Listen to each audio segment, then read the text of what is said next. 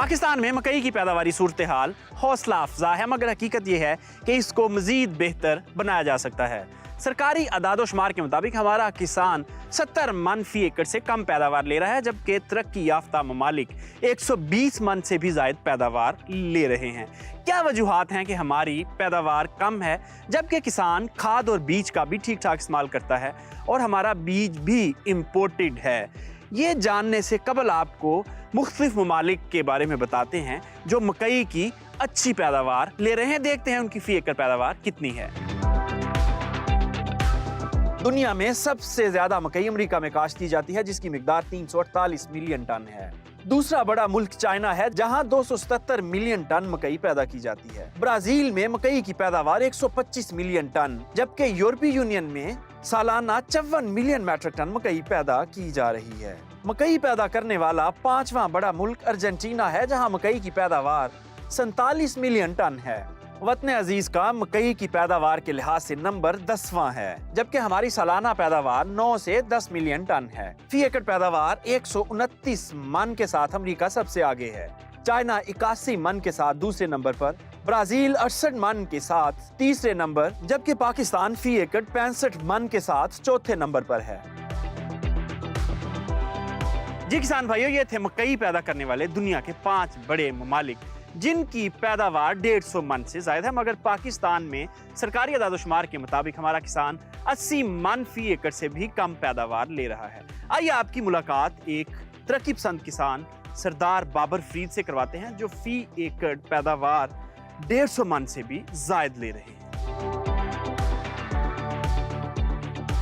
इस वक्त हम सरदार बाबर फरीद के फार्म पे पहुंच चुके हैं। उनसे पूछते हैं कि उनकी इतनी अच्छी पैदावार के खुफिया राज क्या है। अस्सलाम वालेकुम सर। अस्सलाम वालेकुम, क्या हाल है आपका? जी ठीक ठाक है। बहुत शुक्रिया। फरमाइएगा, हमारे किसान जो हैं वो तो मुश्किल से एवरेज हमारी पैदावार 80 मन है, तो आप 180 मन पे कैसे पहुंच गए? देखिए जी, इस बार तो मौसम ने बहुत साथ दिया। इस बार आपके कुछ फार्मर्स हैं जो 80 मन निकाली है, वरना 100 प्लस ही रहे हैं। और इस बार हम इंशाल्लाह यूएस एवरेज जो उनकी 110 मन होती है, उसके कंट्री एवरेज, उसके पास हमारी इंशाल्लाह कंट्री एवरेज निकलेगी। सर फर्टिलाइजर का क्या किस तरह मैनेज करते हैं? देखिए जी, हम बायोलॉजिकल्स काफ़ी यूज़ करते हैं, मगर जेनेरिकली अगर आप फॉस्फोरस यूज एफिशिएंसी की बात करें तो उसमें कुछ कंपोस्ट मिला लें अपनी डीएपी के साथ। अदरवाइज जो जेनेरिक इसका फॉर्मूला है 2 डीएपी, 2 पोटाश और 4.5 यूरिया।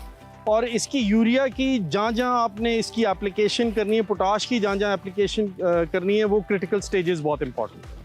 हाँ, वो स्टेज क्या है जब कितना यूरिया और फास्फोरस हमें अर्ली स्टेज पे डालना चाहिए? बेसल डोज में क्या क्या डालना चाहिए? देखिए, बेसल डोज में आप कम से कम 1 पोटाश और 1.5 अपनी डीएपी सारी डाल दें।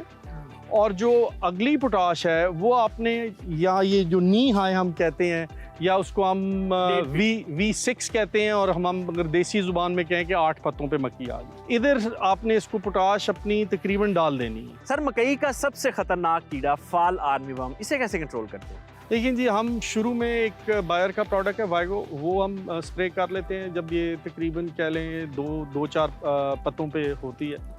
और कोंपल जिस तरह ही बनती है तो हम अब सेल्फ मेड दानेदार डालते हैं, उसका बहुत अच्छा रिजल्ट है। 2 बार वो डालते हैं और वो बड़ा अच्छा कवर करती है। सर मकई काश्त करने वाले किसानों को कोई पैगाम देना चाहेंगे? देखें जी, मकई एक बेहतरीन फसल है और इसका पोटेंशियल जो हमारी कंपनीज बताती हैं कि जी ये 150 मन निकलता है या 160 मन निकलता है, वो उससे ज़्यादा भी ये आप निकाल सकते हैं।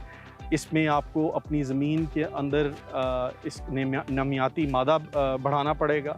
जिस तरह हम इस वक्त आप कटी हुई देख रहे हैं, हम इसी को रोटावेट और इसी में मिक्स करेंगे।